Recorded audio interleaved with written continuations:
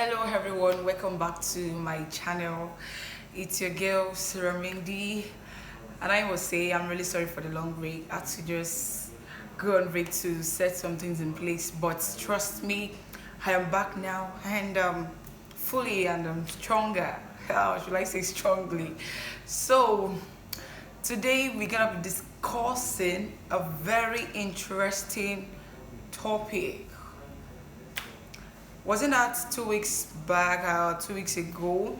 I overheard a colleague of mine telling a friend that one of her clients came back complaining that the makeup she did for her, after like 2 hours, it was cakey, like muddy, and it was oily, so she could not carry it. She had to wipe it off because it was quite embarrassing. So she was like, she doesn't really know what to do and the rest. And also, most times I see a lot of people wearing makeup. You see the contour well positioned, you see the highlighter well positioned, the contour, the brow perfectly curved, but you end up realizing that the face is looking either lighter or darker than the body, which is not meant to be. For good foundation and perfect makeup, your foundation is meant to disappear into your skin. It's not meant to be seen at all, but blend well. So that is why we're gonna be discussing this topic, which is how to pick the right foundation for your undertone, or for yourself, or for your client. So if this has been your issue too, if this has been an issue for you, like picking the right foundation, so I would suggest you go get a stool and a pen.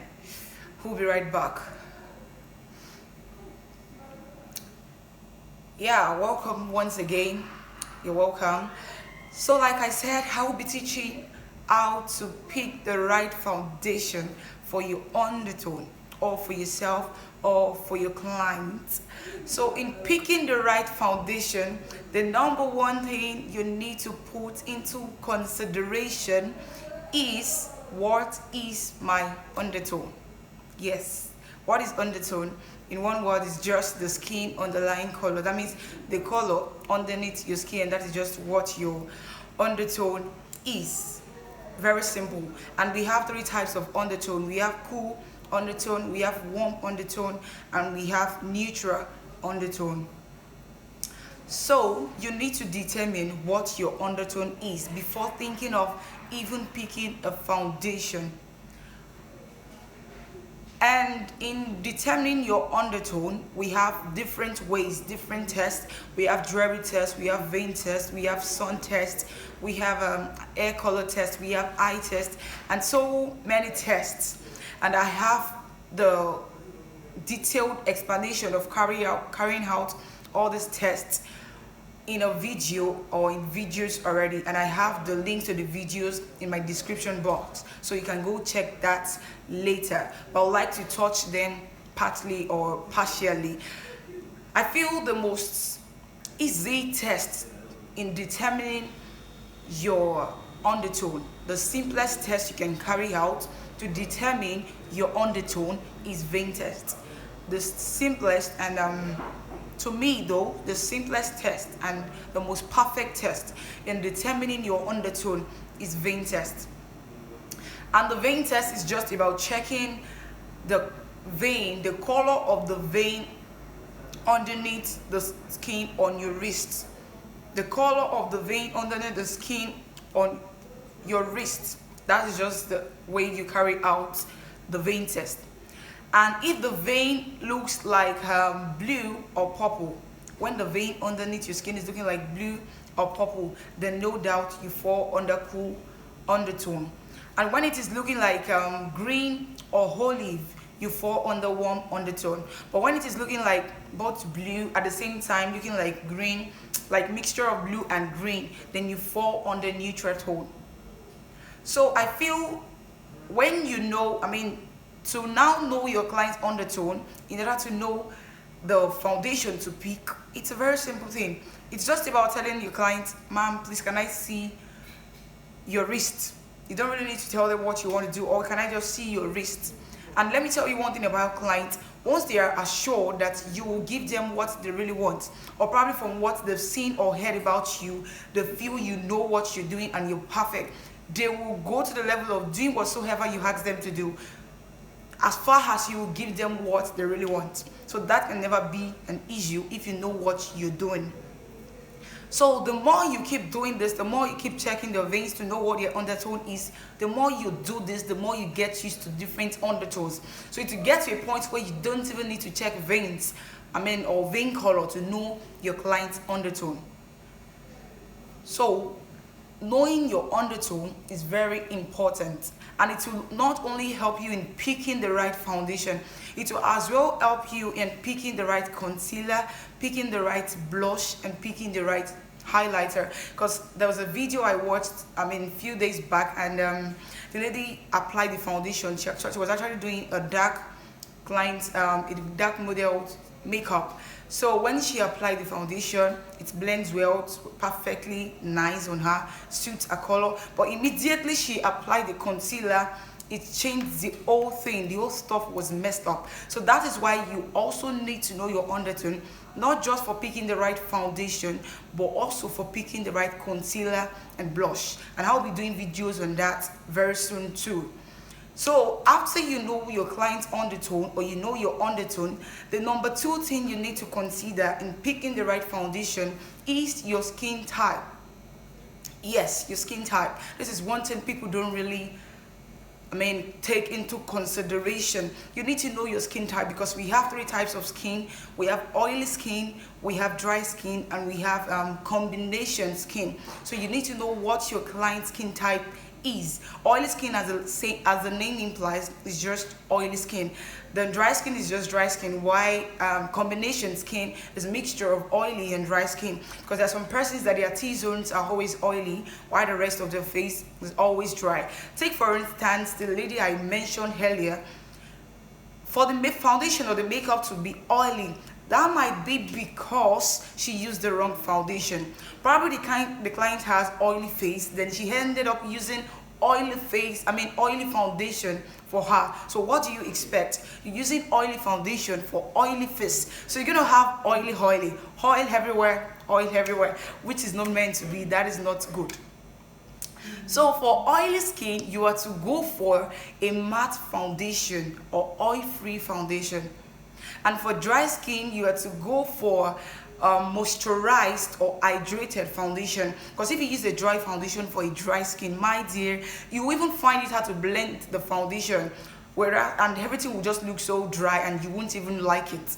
So for combination skin, I feel you go for powder foundation. That's the perfect one. Go for powder foundation for combination skin. So now that you know your client's undertone and you know your client's skin type, how do I pick the foundation? Most companies, not all, but most companies, when you check the bottom of the bottle of their foundation, they do write things like C or W.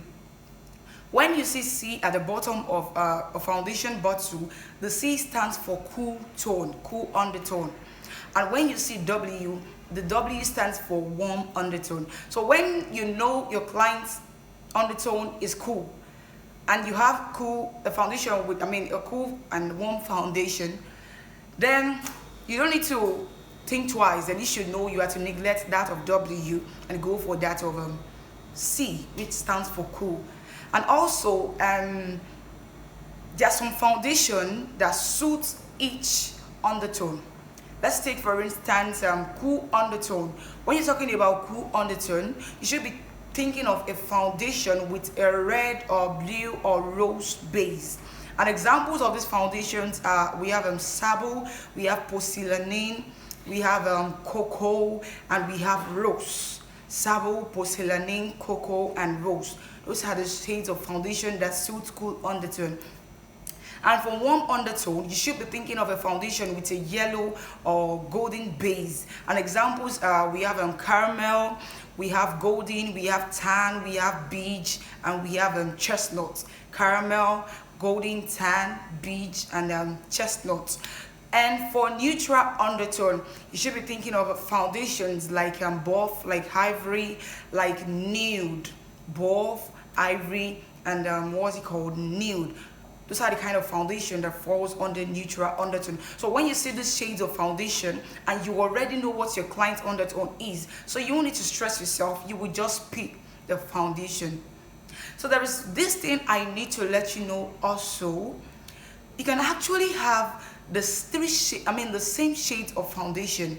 Let's say, like three foundation, they have the same shade, maybe golden, golden, golden, or what's it called? Let me say tan, tan, tan.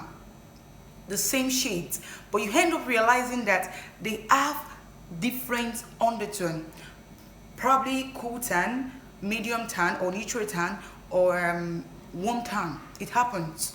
So in a case like this, you might be confused and be thinking of, oh, what can I do? And I feel the best thing to do in this situation is to apply the principle called swatching or applying. It's a very simple thing. All you just need to do is take the three foundation with different undertone but the same shades, wipe your client's face, then apply a very little quantity from your jawline to your neck, not any other part, but your jawline or your client's jawline to a neck. Then allow it sit for some minutes. Why do you need to do this? You need to do this because there's some chemicals. There can actually be some chemicals on the face, which if you had applied the foundation and wiped it off instantly, you would have gotten the wrong result, because the foundation might actually look like it blends well into the skin, but after some time it starts bringing out an other color, probably as a result of reaction of the oils on the skin or any chemicals in the skin with the foundation, which might bring about oxidation that might cause a change in color.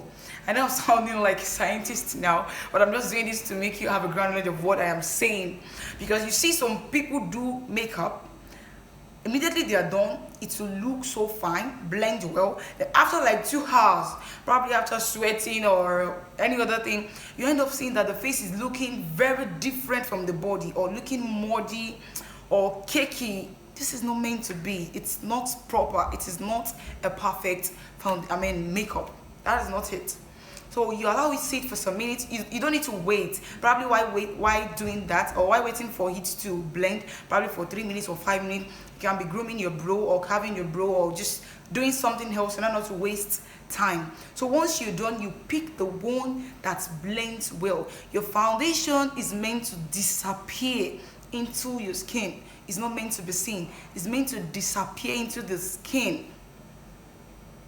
That is when you can say yes. And I will say this, it doesn't matter the quantity of foundation you use for your clients. As far as it is a color, it is the perfect foundation, the perfect shade for skin type, or what's it called, or undertone. It will surely blend well. Note, your foundation is not meant to be seen. It is not paint. It is not color. It's meant to enter, like disappear, look so natural. Because once you're already seeing your foundation after applying it, it's already looking different from your body. So what will happen after you've applied concealers and the rest? So there's no how you will not end up having your face being lighter or darker than your body. So to avoid this, you need to consider all these things: your undertone, your client's skin type, and you're good to go. So I am convinced enough that you're able to pick 1 or 2 things from what I've been saying, and picking them is never enough, but practicalizing them makes it best. And the more you do it, the perfect you become in it. We are all working towards being a professional, so you need to know what you're doing and have a ground knowledge of what you are doing. Understand the basic. Don't just do it because people are doing it, or because they say, okay, after you apply foundation, you apply concealer. Why are you applying foundation? How do I apply foundation? What do I need to do first? All these things are important. To me, I feel this is what makes you a professional at what you do. So in case you have any question or anything you want to add to this, or anything you really want me to talk about, I would like you to drop that at the comment section. You can trust me, I will humbly and respectfully answer each or every comment. So thanks for watching my video. See you next time. Bye. Love you.